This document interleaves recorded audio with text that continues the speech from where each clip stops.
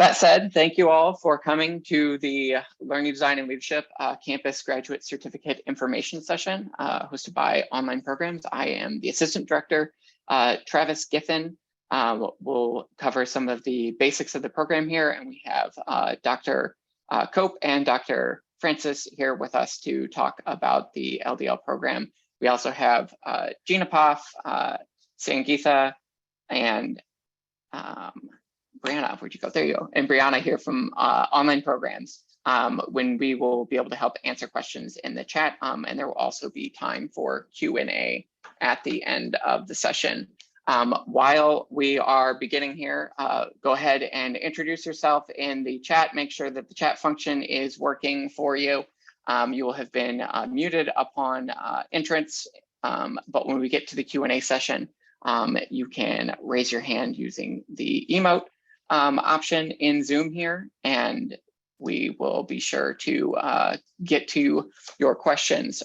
Also, if you type them in the chat, we'll either answer them as we go, or we might hold on to them to ask the question out verbally for everybody else, so that they can hear that question too for the recording. So thank you all for attending today.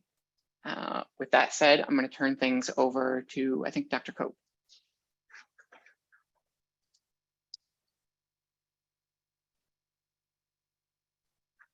Did we lose Bill? Maybe we lost Bill. Sorry, folks, I'm having internet troubles here, but I'm back on again. I don't know whether you can hear me. We can hear you just fine now. Oh, good, great. So I was just able to welcome everyone and kind of turn things over. Wanted to turn things over to you, Bill, or Cara, to talk about the LDL program team and get started from there. Okay, great. And Mary's just trying to log in our internet here. So if we do disappear on folks, Cara and Travis, I'm sure you can pick up for us. So this is our group, Mary and me, and Cara Francis as well. And we have a couple of teaching assistants here, which is Stuart and Cash. So that's a little introduction to the team. Let's move on. So these are our main ideas. Now, I'm going to go backwards and forwards to Mary, and Mary and I are actually in the same room. So what I'm going to do is a little messy thing where I turn off my audio and speaker while she turns on hers. So it's a little bit of a messy thing backwards and forwards, I'm afraid. So apologies for that. But you know what the program's about. It's about the science and practice of teaching and learning in the digital age. And one of the reasons why we don't want to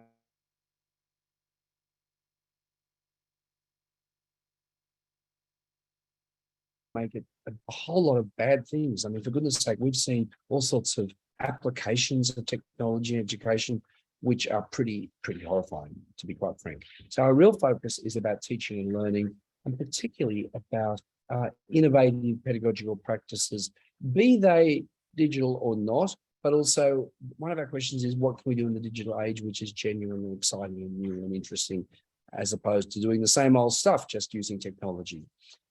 We're also interested in learner diversity. So, you know, diversity is one of the critical cutting edge issues of our times.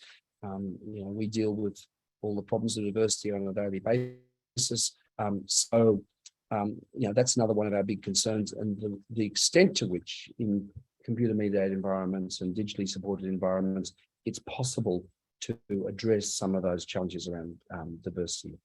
I just want to, I'll stop the video and then just see if Mary wants to. You want to add something now or a little bit later? I'll send that to you now. Sorry, I've got this on full screen. So Mary's after. You sure you the code for the Wi-Fi? Okay. So multifaceted pedagogical approach. There's a colon. The next slide. Let's move on. And I'll get Mary Iterative. Okay. Here's some key words. So let's go back to those keywords. Iterative, what we mean by that is that in the courses, we have a whole lot of small incremental checkpoints, if you like, where you do, various bits of work, and that your assessment of what goes on in the work is incremental. It's not as if it's a big project that's due on the last day. And that's something that we've done, which is in the nature of these kind of online environments. That's the way we believe it's important to operate. And despite the fact that it's online, a lot of online means you tethered to a computer and it's just you and the computer. We have an environment which is highly collaborative. There's a lot of interaction between the participants in the program. One in a kind of a blog-like environment where everything you do, you present to other people and people react to that. And then in a more elaborate way around structured peer review, where all the work that you do goes through peer review processes. Metacognitive means that we're actually interested in the disciplinary practices. So we're not interested in just teaching the substantive stuff of education, but we're interested in the question of what's the science of education, what are the disciplinary practices that are involved. Multimodal, we're operating in the digital world, therefore, the kind of media that you're immersed in and your building is not just simply a word file where you type up the answers in an essay, but it's a web environment where you can put in, you can embed videos that you found along the way or created, for example. So there's some key aspects of the approach. So let's move on to the next slide. You know what, Cara, I might get you to speak to this slide because that'll give me a second to be the help desk for Mary. So, Cara, do you mind speaking to this slide? Mute. Hi there. So yes, the graduate certificate is actually new. So it's 3 credits, or excuse me, 3 courses, 12 credits. It's transcriptable, which is a difference between the certificate of specialization, which is not transcriptable. You also can, these can go towards your master's and also actually a doctoral degree. As you can see here, it's eligible for financial aid, whereas the non-degree certificate of specialization is not. And then you'll see here on this final one, you can't be co-enrolled in a degree-seeking program. But this is a brand new certificate that's just a different way to learn more about the Learning Design and Leadership program, to become acclimated to our courses. Travis, if you want to advance to the next slide. So there's one core course that we do require, which is New Learning, and then you have a choice of 2 other courses. All of our courses follow a similar cadence, but you can kind of see from the list of courses down below, kind of from the titles. And then on our website, there's a more detailed description of each of those. And then you'll see later in this presentation that we actually have all of our materials already online. So you can even read and watch the videos associated with each of these courses and become familiar with what is covered in each of those courses. So we'd encourage you to look at each of those electives and kind of see what might be of most interest and relevance to what you're seeking. If you want to go to the next slide. So this is just kind of some objectives of what you'll be able to do as being a part of the Learning Design and Leadership program. So whether you're pursuing the certificate that maybe you've come here today to learn more about, or you decide to pursue one of our other degree options, it really is, like Dr. Cope talked about innovative learning environments and investigating the literature around those theories, technology mediated learning, and then media integration as well. Next slide. You'll see here that in order to apply to the graduate certificate, you do need to go through the standard graduate college application, which would be the same as if you were applying for a master's or a doctorate. And then your application will be reviewed and you'll receive a notification of your acceptance decision. And I'll just add something here as well, that the idea is that these things are stackable. So this graduate certificate is a new degree, so it's actually a full University of Illinois graduate degree, but also make that into a master's degree or make it into a doctoral degree, that all the courses are stackable is the word. We kind of use a kind of mechanical word. Some of the words, you might want to just simply start with one to one of the other level. They're all graduate degrees essentially.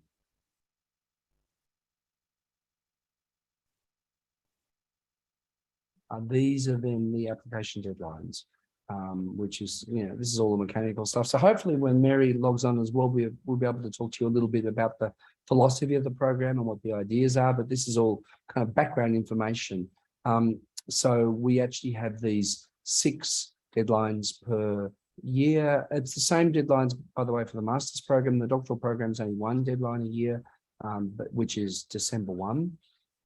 But for masters and the cert program, these are the deadlines for applications. So there's one coming up on July 15, which is quite soon. Okay, do you want to move on to the next slide? So these are courses. I think we've covered that already just a minute ago. These are some of the courses that are offered by the LDL faculty.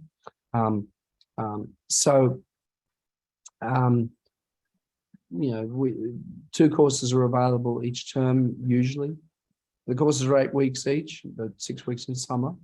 They're 4 credits. So in other words, for the cert, it's 3 courses. For the master's degree, it's 8 courses. For the doctoral degree, it's 16 courses. And then this is our website. That might be worth putting the website, if you can do that, Carla, or Travis can put the website in the chat, because this is obviously a PowerPoint and you can't click the link. So if we could do that, that would be great. So yeah. All right. So how are we going for that?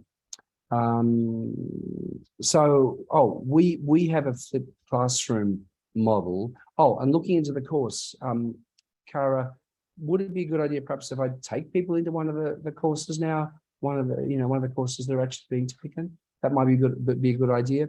Okay, great. I can do that. So what I might do, look, firstly, before I do that, does anybody have any questions? So what we've done is the boring procedural stuff first about about how to enroll and what the courses are and that kind of stuff. But does anybody have any questions, which you can do by either putting your hand up or putting a comment in the chat just about the procedural stuff? No? Okay. That's good. That's promising. Can an MSc? Yes. In other words, you can apply with any other, it's a graduate program, so you need to have an undergraduate degree at least, but yes, certainly an MSc can apply. And, the reality is people with doctorates are going to apply, if people want a specific qualification in this area. And look, to be quite frank, in this moment, these are in-demand qualifications, and they're in demand just because post-COVID particularly, there's this sense that knowing how to run effective teaching and learning environments in the context of either blended learning in support of in-person learning or at a distance, there's a lot of demand for that as well. So we find coming to the program people with all sorts of preceding qualifications, and we don't differentiate we don't really, it doesn't matter what your first degree is what I'm saying. You don't have to have an education degree as your first degree to apply and to be accepted into the program. Now the EDD, Amber there asked a question about the EDD. Yes. Now look, I'm just going to be kind of frank about the situation with the EDD. We get a hell of a lot of applications, to put it in colloquial terms and bluntly, for the EDD. And we get many more than we can accept. But what we do is we prioritize people who've already done some work already. So in other words, just to give you where we stand today, there isn't an application deadline coming up for the EDD until December. But for people who've successfully taken some courses already, we prioritize them when we select the EDD candidates. So with the cert and with the master's degree, we don't have the same strict caps that we have on the EDD. But as it turns out with the EDD, we prioritize people who've already started in one of our programs. So a bit of advice is that if you would like to be part of the EDD, it's good to get started at this level, because then you'll be prioritized in terms of applications when it gets to that. And yes, as Cara says, it gives us an opportunity to evaluate their work in our courses and all that kind of stuff. So yes, thank you for that question, Amber. Does anybody else have any questions? I see Philip has a question about, could somebody explain the difference between specialization, certificate of specialization, and the transcriptable versus non-transcriptable? So I think I can answer that, and then others can either add on to that for me if there's anything that I haven't missed. I'm also going to add the link Sure. to the where we have the difference, so maybe they can have a look, and then if they have any follow-up questions, then we can speak to that. So in general, transcribable and non-transcribable is that the transcript, your transcript will show that you've completed a cert. So that's what transcribable means.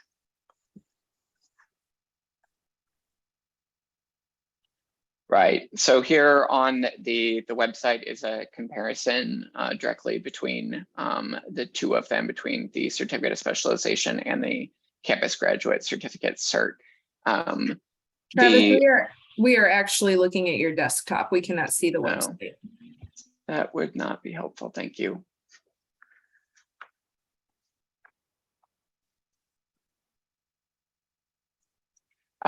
So if you go to the website, you can see there is a table on there that compares the two of them, the certificate of specialization and the campus graduate certificate.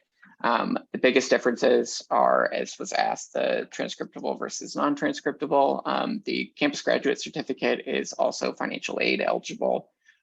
Both of the courses are credit courses and can be stacked into other programs, as Bill had mentioned before. If you are not a current university student, you can, in a degree program, you can earn or enroll for the campus graduate certificate. But if you are a current student, you cannot, because you can only be in one program at a time. So, you know, we're very excited about that. This is, by the way, a brand new offering. It's the first time it's been offered in this format. And we're very excited by this because, you know, we want to offer as flexible a range of options for people as possible. So, I mean, we also believe that this as a standalone qualification will be useful to people. Because, you know, it's a certificate. The University of Illinois has this, excuse me, incredible history in this area. It's a Research One university. So, you know, having a certificate in this area, we hope will be of great credibility to people.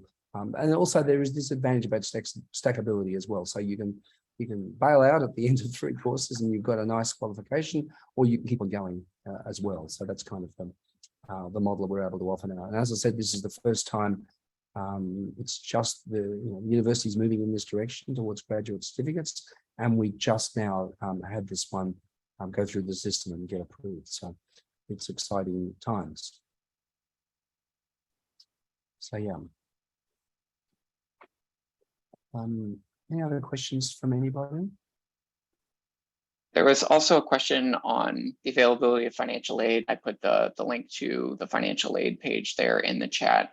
One item to note is you need to be enrolled in at least 6 credits in order to be financial aid eligible, which would essentially be 2 classes. The classes are 4 credits each. So that is how you would become financial aid eligible.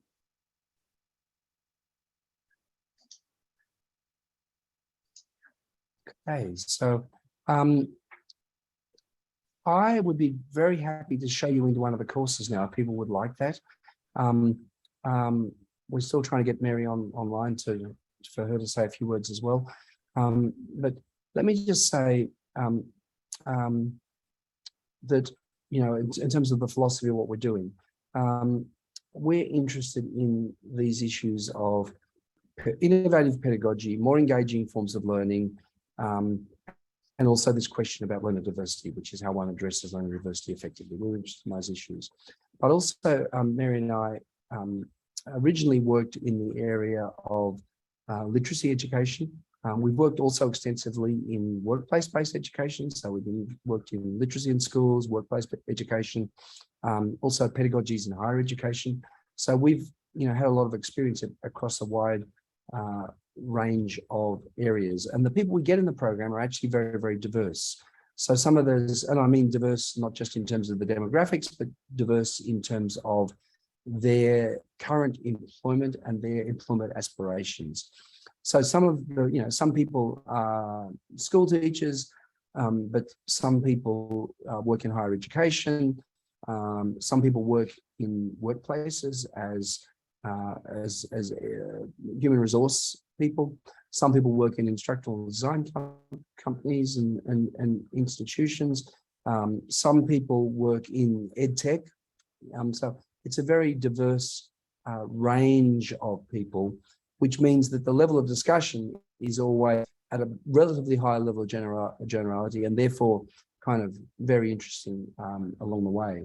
But also the area that we've been working in is this area of technology mediated learning, and we've had University of Illinois as a Research One institution. We've been working extensively in research and development in this particular area. So I can show you into one of the classes to give you a sense of what. But look, before I do that, just Cara and Travis, are there more kind of factual background things that you wanted to cover in the slides before I do that? I don't think there's anything else in the slide. When we get to the end, I'll do a reminder for where people can apply. Right, okay. So what I'll do, and I'll do this completely live and on the fly. This is something where I'll just take you into what's happening today in the classes that we're teaching. So what I'll do is I will share my screen. And can somebody, am I able to share my screen? Am I a co-host? You should be. Yep, I have made you a co-host. Oh, there we go. There we go. I am now. That's great. So oh no, wrong screen. That one there. Okay, is that the right screen? Can people see that? No, I don't want to show. Let me just go back. I'll stop sharing. I just want to check that I'm showing. Just stop sharing just a second. And I'll just check that I'm not sharing my whole screen, because that will become a mess pretty quickly. So share screen. I'm working on a laptop, which is a bit small to be seeing all this stuff. Here we go. That's the one I want to share. Okay. Maybe it's what I was just sharing. Oh, there's the green line around it. So now I'm in my comfort zone. So we have been developing over the last 10, 12 years with the support of a number of quite big grants from the US Department of Education, the National Science Foundation, and from the Bill and Melinda Gates Foundation. And we also have another series of grants now from various other federal agencies. We've been trying to build an experimental view of what learning in the future might be like in these kind of learning environments. And this is an environment called Scholar. Just full disclosure, we have a not-for-profit which is based in the research park at the university, where the plan is to make Scholar something which is self-sustaining based on income which covers the cost of running the thing. It's not for profit. We run for Common Ground. But the underlying IP has been supported by grants, and therefore, funny thing, you work in a university, therefore the university owns you. So it owns us and what we've done. So when we log into this, what everybody sees in this first space is a space called community. And this happens to be my profile, where I belong to communities, which is all our classes are communities. And I don't have friends or followers, I have peers. So we wanted to try and build a social media logic into this space, But social media is really badly nuanced for education. So do we want friends in this place who count up their validity based on the app, the groups of friends that approve of them? No, we don't. Do we want followers a la Twitter? No, we don't. So what we want is this idea of peers. And down the middle here, we have a kind of a social media feed where these are the various classes that I'm involved in. This is my page, but every participant in the course has a page like this. And that if I go into any one of these, let me just go into this one here. This is an example of a course which we're teaching on assessment where, this is a post. I thought it was a post that one of us had made, but it's actually a post that one of the students had made. So, they're talking about peer observation as a method of teacher evaluation. So here you can see this is the opposite of a tweet. It's got a reference at the end, and there's a nice diagram here. So this is what we involve all the students in is contributing ideas and content to the work that they're doing. This here, which was posted 29 minutes ago, I'll go over to this course. This is a course that's actually running at the moment. This is one where we have posted all our lectures, which I'm moving over to now. I'm just doing, I'm on a slow internet service, but I'm doing a few quick navigations as I go. Mary and I have this kind of flipped classroom model. This has got the inspiring name of EPSY 408, but it's actually an introduction to EdPsych, which is part of the program. And over here, if I click these admin updates, Mary and I have prepared all our lectures in a kind of a series of small videos, small chunks, 6 to 10, 12 minutes long. So what we do is here, we've given a kind of introductory lecture about the foundations of EdPsych. Again, my internet's been a bit slow here. So a number of videos are coming up now. Let's go over this as well. And if I go into this with these videos, I'll click into this one now.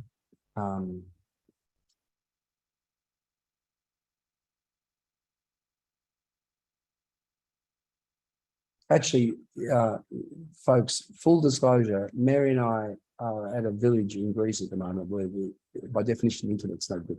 So we're teaching through summer the whole way through, but we're actually not in the United States at the moment. And we're at the end of a rather fragmented copper telephone line where the internet's horrible. So Mary and I posted these videos, and you can see down below, and we put all sorts of links to Binet and Pavlov and all these people, and then people are starting to talk about these. So what we have here is kind of a social media logic, except people are having extended conversations, extended discussions of the videos that Mary and I have presented. And that means that our classes are ones where we just have discussions. So in other words, through the videos coming up now. So, Mary and I put these videos in line. So this is how we present our content in the classes in this kind of flipped classroom video format. But then in the same activity stream here, you can see— This course introduces that's you Mary to beginning to talk in a video. So learning, I will stop that. And then over here now, but also you can see that people are starting to contribute content themselves. So the way our philosophy is that these are courses which are co-designed.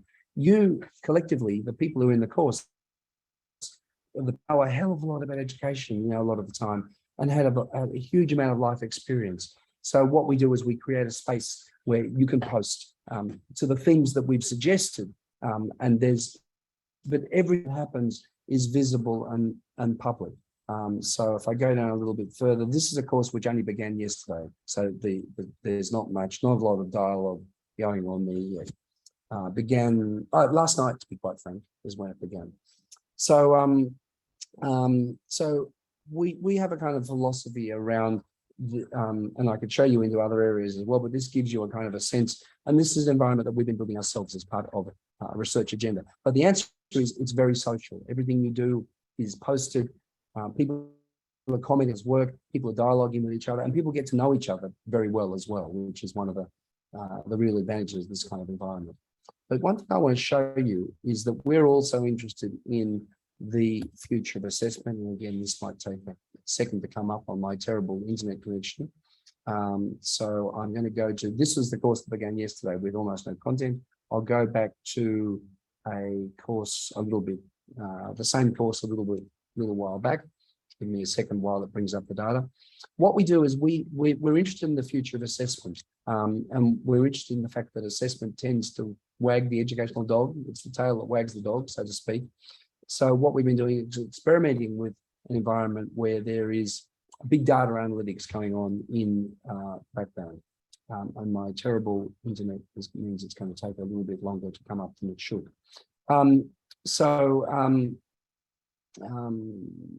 There we go. Now this is a version. So what everybody has in the course is one of these things called an Asta plot, where you're doing lots of things. You're making comments on lectures. You're making posts in the community yourself.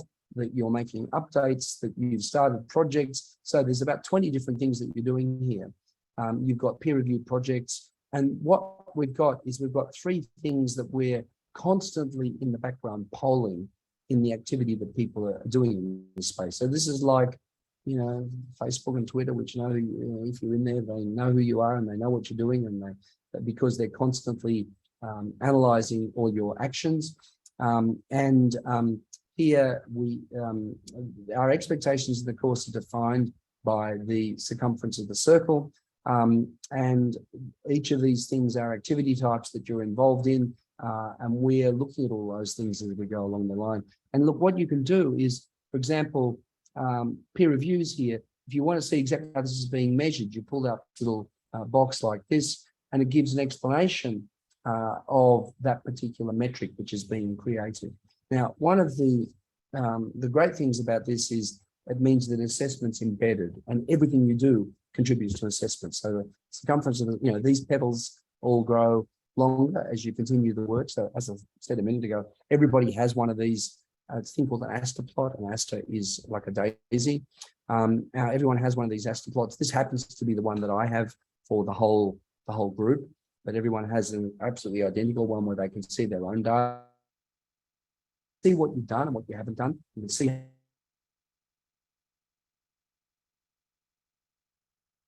You can click on each of them, work out what it is that's being measured, and we're measuring.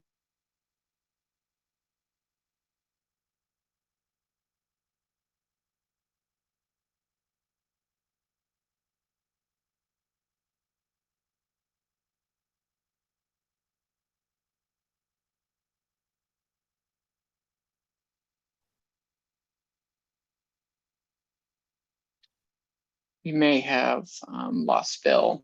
Can everybody hear me? Just want to make sure that everybody else the audio is still working. Okay. Kara, did you want to maybe step in with what Bill was talking about with the classes?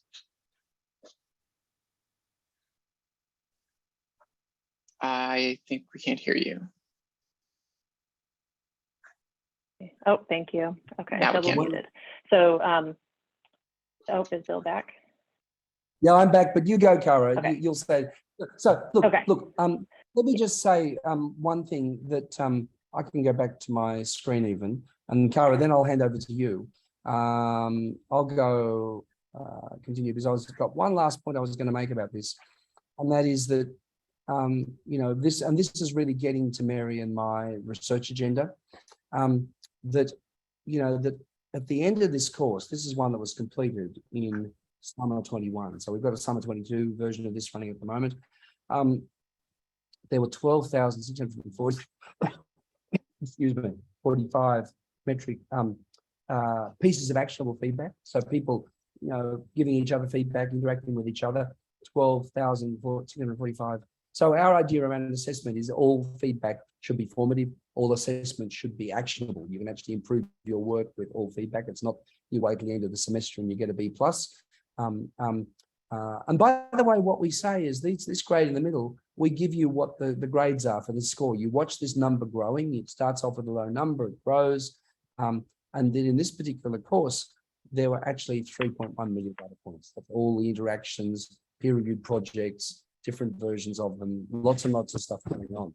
So one of our arguments about the future of education is that these kinds of, whether it's in person or online, makes no difference. These kinds of environments where big data and various AI functions as well are in place means that assessment disappears because assessment's everywhere. Summative assessment, which is always judgmental in ways which are unfair to a lot of people a lot of the time, is replaced by formative assessment. And all we have here is a retrospective view of the activity we've done. And what we say is, look, yeah, actually one of Mary and my policies is we never fail anybody. We say if it looks like someone hasn't finished their work at the end of a course, we give them incomplete, and we come back and finish it. And the only people who end up failing by default is after a period of time, the university turns them incomplete into a fail. That's because people didn't finish the work. You didn't finish the work and get to it, whatever number it is you want to get.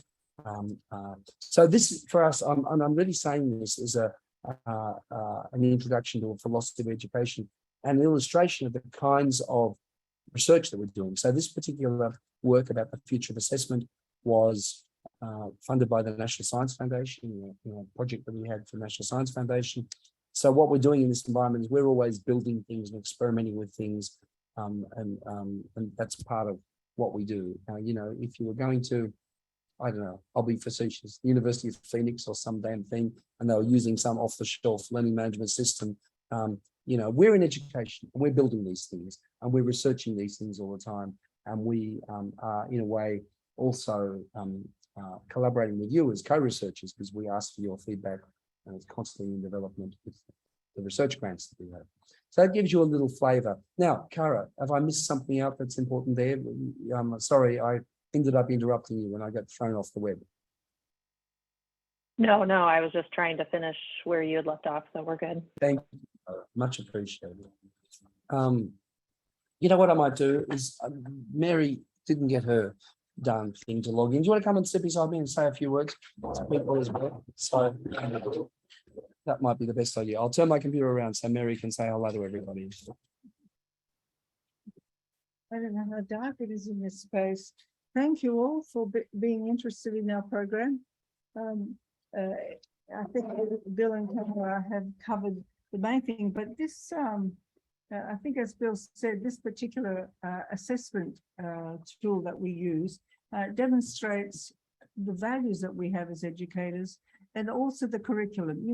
You all know that assessment influences curriculum. It influences what instructors do.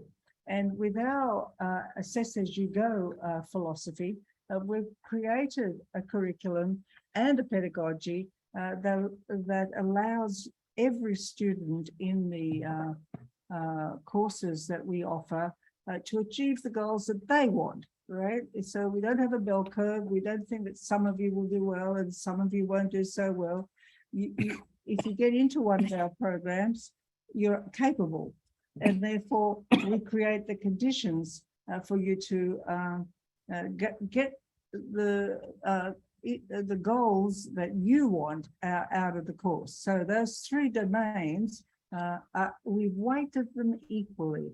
And it says something to you about the importance we place on health, because we equate that equally to knowledge and, of course, engagement in the online environment. We like to create communities of practice. We do that through a lot of peer-to-peer interaction. And our research has demonstrated that the peer-to-peer interaction, which sometimes might feel a bit unusual to you when it's systemic like this, is as good as expert feedback. And as you proceed, not only do you become familiar with each other's work, but you contribute.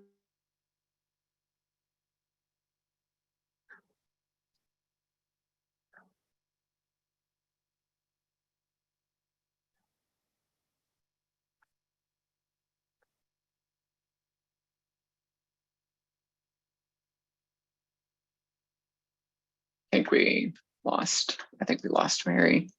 Okay. Should we transition until she returns? We just had one more slide in the deck, which we probably don't even need to pull up, but we were just going to, share some of the things that we offer from a support perspective. Obviously, we have the online programs team that's here today. They do a variety of things from a support perspective. And then we have several elements within our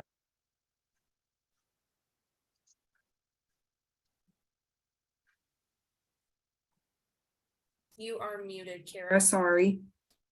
oh, brother, thank you. Sorry.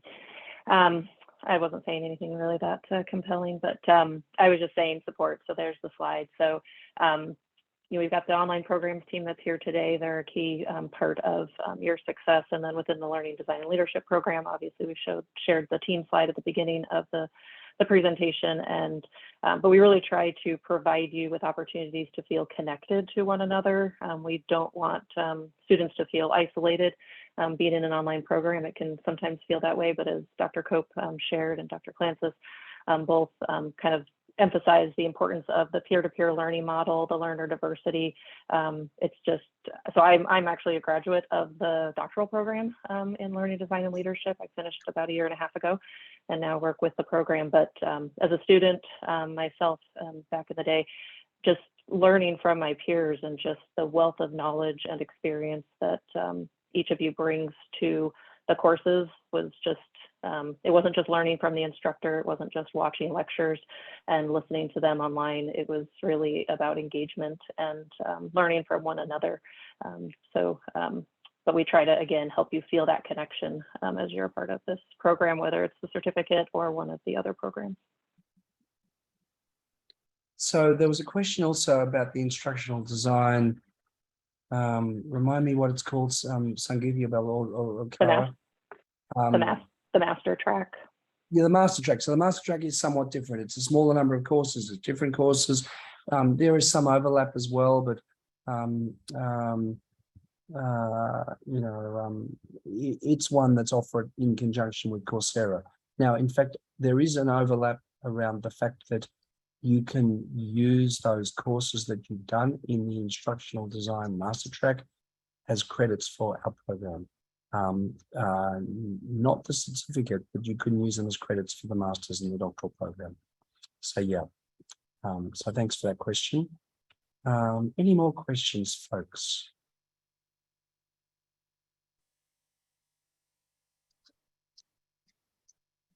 I see Elizabeth asked. Another quick clarification with the difference between the master track when Dr. Cope talked about different courses. So the master track doesn't, it's not involved with the courses that were on the list of slides that Right. The LDL courses that we refer to.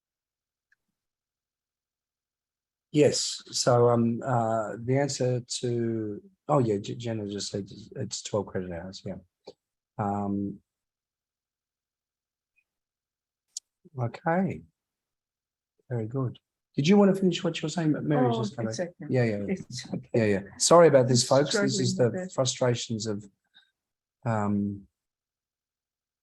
in these online environments. I don't know whether people have done online courses as well. I mean, exactly the problems we've just had now with getting, not great connections and whatever. But people, generally it works very well, actually, and people become patient about the things which are slightly irritating about the internet, and people are good natured about such things. So, yeah.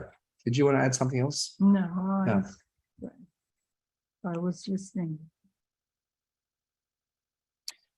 So look, what are the main things? I mean, Travis, Sangeeta, and I see Brianna's there as well. Are there things that you think you'd like us to address as well?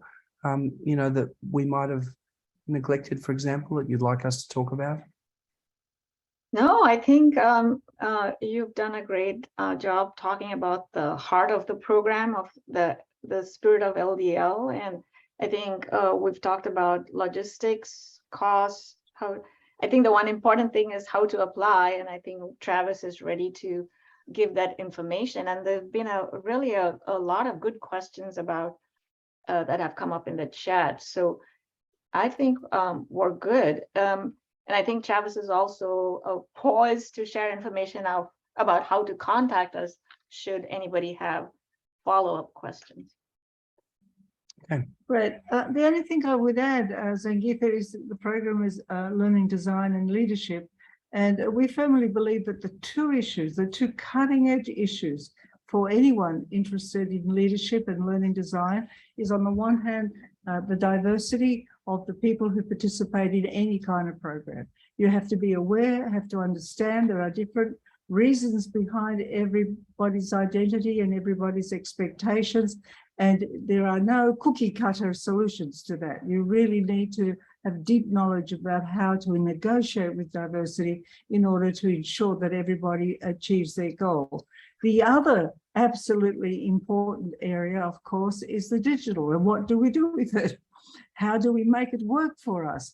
How do we make it, I think the last thing I said was more human. So it's not just, you know, technology that upload, download, do a quiz at the end. You know, how do we create in that space engagement, support for each other, empathy for each other, and mutual goals. And so that's across all our courses, you will find that those twin issues, diversity and the technology, the interrelationship and their impact on performance and enhancement and reaching goals come together. These are complicated issues. They often become just cliches, and we have some kind of routine ways of addressing them. But what we do, and particularly given that those who come into our courses have very different backgrounds, harness the expertise and knowledge of those differences together with our expertise and knowledge, and try to solve problems and create conditions in each domain that can prepare leaders, right, for the kinds of challenges they're going to face, whether they're in a medical situation or a school situation or, you know, in any environment. Becoming deeply familiar and negotiating those two domains is critical to success and to a better society. It's not, you know, all of us are trying to make things better for our students and as well as for our communities. I think, Mary, to your point about diversity of learners, I'm very intrigued that the audience in this room at this time is really from all over the world and different parts of the US. It's Right. so fantastic. We have a really a wide variety of learners represented here in this room today. And with very different orientations. Bill said we're in Greece. We were at a conference very recently where the Last week, we're here because we were at a conference. and last it week. was interesting to hear some research that was done about Greek teachers who kept saying, we're Europeans, we're into humanity, we're into people, we don't do the digital, we don't do that, we, as if it was kind of this evil thing that happens somewhere else. And yet their students were, you know, kind of using the digital in all sorts of ways, but the teachers had this gold standard of, you know, just being together. But, you know, you have 20 learners, 100, 1,000 learners, one teacher. How is that more human than being able to negotiate in this space? So these are things that we have to think about philosophically, practically, and technically. And that's what we do. And we have the benefit of this wide range of students who are mature, grounded, people grounded in real experience, and doing things matters, not just about theory, but how does theory and philosophy become real practice and discerning practice? And how do you know that you've made a difference in the lives of anybody? These are the sorts of things that we deal with. And look, the students in the program, our program, are really amazing. And these courses are all shared courses across the certificate, the master's and the doctoral program. And what they bring, I mean, look, Mary and I keep on saying, oh my goodness, we learn a hell of a lot from our students, because, you know, some of them are in different domains. Some of them, you know, Mary mentioned the medical thing. We have a number of students in medical education where we hadn't worked before. So people are in such different places with this incredibly rich expertise.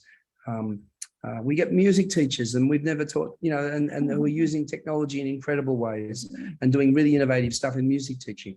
So to have such a wonderful range of people, and what the environment we've created is one where we spend a lot of time listening to the students, and they spend a lot of time listening to each other. And as much of the learning is from this incredible group of people who come and join the program. And, you know, the U of I and our college has had a tradition like this, you know, critical thinking, cutting edge, inventing education for the rest of the world. And we like to think that we are part of that, that legacy and shaping it for the moment and the future.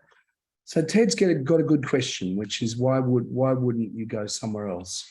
Now I don't know a lot of other institutions, but firstly, we're a Research One university. So University of Virginia is a pretty impressive place as well.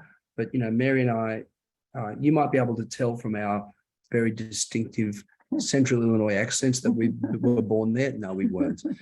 But we came to the University of Illinois. We were both from Australia because, it's just a famous place in the area. The world's first e-learning system was constructed at the U of I, Plato, 1959, the world's first web browser. And so crazy things happen at this place. So Ted, the brand is we've really been strong. very lucky. I mean, Mary and I have had many $1 million worth of research grants to build the stuff that you're looking at. So we're, it's a Research One university, and we are researchers. We're researchers, and we have a big publication record in this area. We built stuff, we know stuff. Yeah. So the difference, I don't know about the University of Virginia, but they might put you in a room with somebody who hasn't had that degree of experience. We're a Research One university. We're full professors. I don't know the University of Virginia. I can tell you what, I can say bad things about some places, but I won't. But we're full professors, and we are actively involved in the teaching. And look, our doctoral students, Kara's one example, have done amazing stuff. They've gone on and got incredible jobs. They've gone on and influenced the world. So they're snapped up. Those who have a degree from our university and our college are snapped up. So look, now you come to mention it, Ted, don't go to the University of Virginia. No, that was a joke. But you know what I mean. There are other good places in the US is the answer. The other thing is that we team teach and we don't agree about much. Yeah. That's not a thing. So that's another benefit of having two researchers who are deeply involved. If you want to know more about Arch, Mary and I have a website and a blog. I will put some links in to the chat if you want to know more about us as well. So I can do that while and I gather now, if I'm not wrong, Sangeeta, that Travis is going to give some what to do next. But while he's doing that, I'll put a few links in the chat box. Yes, so we really need to tell people how to apply now that we've talked about our program. Yes, so as was briefly covered before, July 15th is the application deadline for fall term A. Applications are open now. So if you go to choose.illinois.edu/apply, you can apply for the LDL Campus Graduate Certificate right now.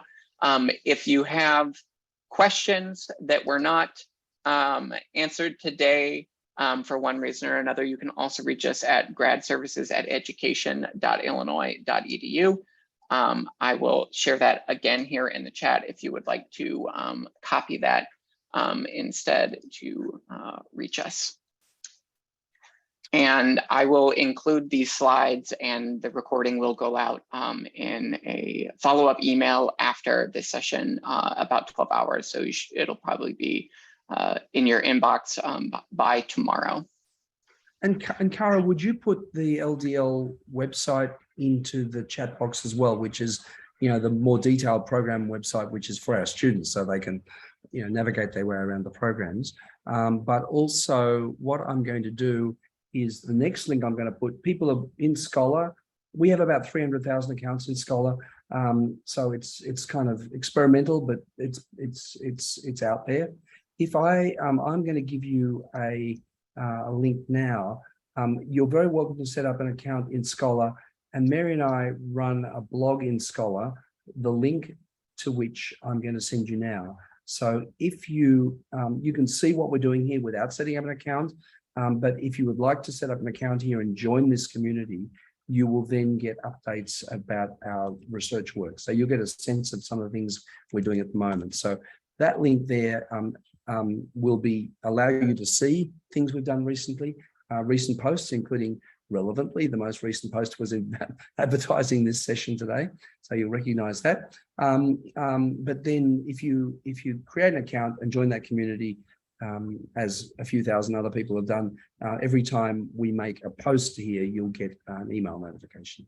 So yeah, that's a way to stay connected and see a little bit about what we do. Anything else, folks, that we need to? I don't think so. Thank you, Bill, Mary, Cara, Oh, Gina, and Brianna, and thank Sangeeta. you for organizing this, Travis. I know it's a huge amount of work. Thank you, Cara. Thank you, Gina, for being here. Yes, Thank you, Sangeeta. Thank you. We'd be all. lost without you, all And collectively. for your patience. Yeah, On yeah. Monday, we're getting a new router. So I'm hoping this won't happen again. Anyway, thank you, Trevor, for organizing it. And Zangeeta, as Bill said, and Gina Gina, and Cara. Gina and Cara. We have a wonderful team. So, you know, the funny thing about the 21st century, at the end of a lecture, We you wave wave. to the lecturer. Isn't that strange? You know, at the end of a meeting, you wave to the other people. Would that have ever happened before COVID? So we're going to wave to everybody and say, thanks for being here. Yes, See you next time. yes. Bye, everyone. Bye-bye. I'm sorry it took me Thanks, so long. everyone. Take care. Bye. Bye. Bye-bye.